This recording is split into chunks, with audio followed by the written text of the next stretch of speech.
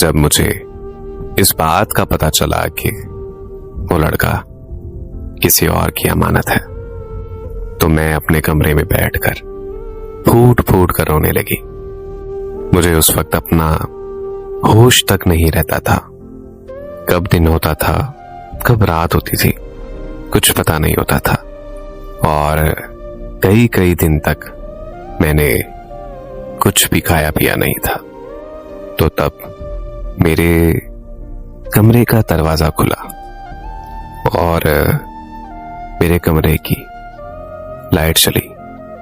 जब मैंने अपनी सुर्ख आंखों से ऊपर नजर उठाकर देखा तो सामने मेरी अम्मी जान थी।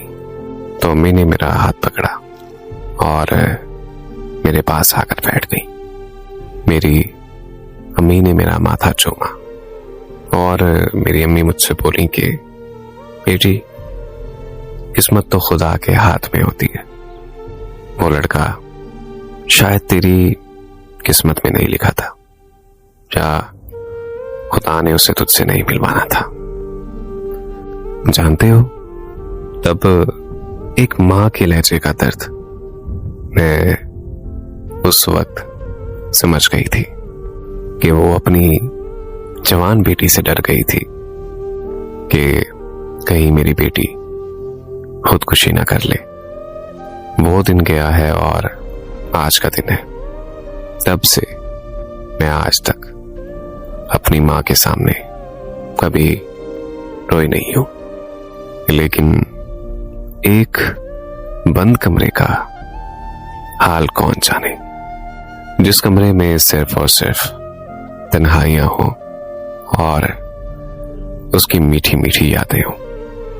आज जिस पोजीशन से मैं गुजर रही हूं, मैं अल्लाह से दुआ करूंगी कि उस पोजीशन से किसी दुश्मन को भी ना गुजारे, क्योंकि जब ये तकलीफ आती है तो आपको सीधा मौत की तरफ ले जाती है। मैं दुआ करूंगी कि अल्लाह पाक हर बहन बेटी के नसीब अच्छे करे और जो जिससे मोहब्बत करता है वो उसको हंसी खुशी पाले।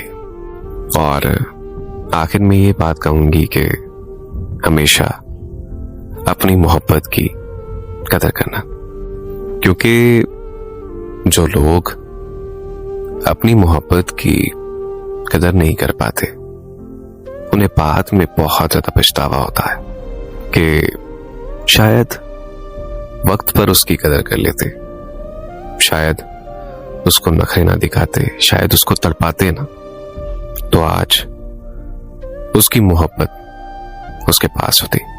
हमेशा अपनी मोहब्बत की कदर करने वाले बनो। जज़ाकल्लाह।